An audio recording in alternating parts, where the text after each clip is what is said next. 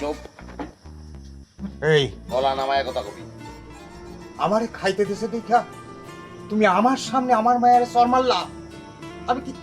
আমি কি তোমার বাড়িতে খাইতে আইছি না থাকতে আইছি? চুপ করেন। ওই কেমনে পারলো? আমার মায়ের না ডাক দিয়া আপনার 1 লাখ খাউন দিল, কেমনে পারলো এটা? আর আপনার এই কেমন বিবেক যে আপনি 1 লাখ খাইতে আছেন? বিবেকের কথা কইতেছ না?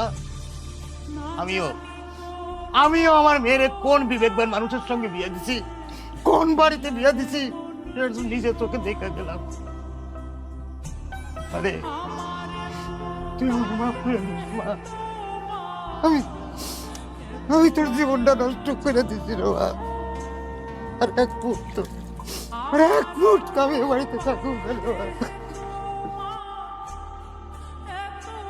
তো কৃষ্ণ আইতাছে কৃষ্ণ। এত সাহস কাটা দিছে। কেমন লাগে এখন, কেমন লাগে কও?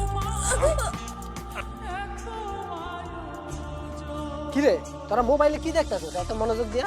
আরে ভাই আমগো হীরা ভাইয়ের বউ সাবানা ভাবি তো পুরো ভাইরা। কি কর? এই যে দেখো। আসলেই তো ভাইরাল, 24 ঘন্টায় 5 মিলিয়ন ভিউ হয়ে গেছে।